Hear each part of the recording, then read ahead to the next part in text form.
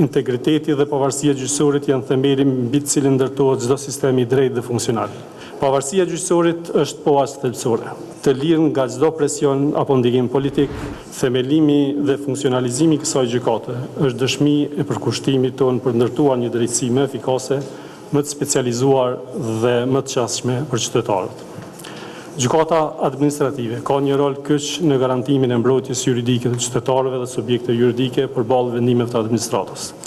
Ajo do të sigurojë që çdo veprim dhe akt administrativ të jetë përputhje me ligjin dhe standardet e drejtësisë, duke forcuar kështu besimin e qytetarëve në institucionet tona. Në këtë kontekst, integriteti dhe pavarësia e gjyqësorit janë themeli mbi të cilin ndërtohet çdo sistem i drejtë dhe funksional. Integriteti nuk është vetëm një parim etnik, por një detyrim i përditshëm që kërkon ndershmëri, përgjegjësi dhe transparent në çdo vendim që merret. Qytetarët duhet të jenë të bindur se drejtësia jepet pa ndikime të jashtme, pa paragjykime dhe pa kompromis ndaj zbatimit të ligjit dhe kushtetutës. Pavarësia e gjyqësorit është poashtë thelbësore.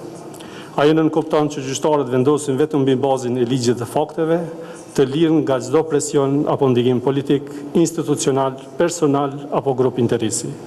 Ruajtja e kësaj pavarësie kërkon jo vetëm garanci ligjore, por edhe guxim profesional dhe etik nga vetë gjyqtarët.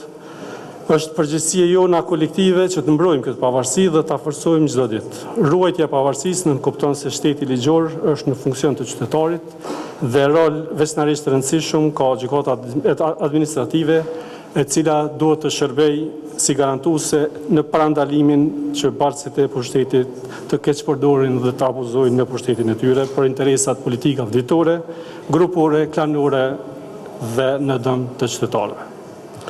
Sekretari i Gjykatës Supreme e konsideroi se gjykata administrative është një hap dhe shtyllë e rëndësishme në konsolidimin e sistemit gjyqësor dhe në përmbushjen e obligimeve tona për reforma të qëndrueshme. Për fund, dua të ftoj gjithë gjyqtarët, por edhe bartësit e tjerë të institucioneve që të vazhdojmë së bashku, të punojmë për një sistem të drejtësisë të pavarur, të panshëm dhe efikas, në shërbim qytetarëve dhe shtetit së drejtës. Përveç tjerash, e kemi detyrim moral ndaj qytetarëve dhe gjithë atyre që sakrifikuan për breza me radhë për të jetësuar shtetin e Kosovës.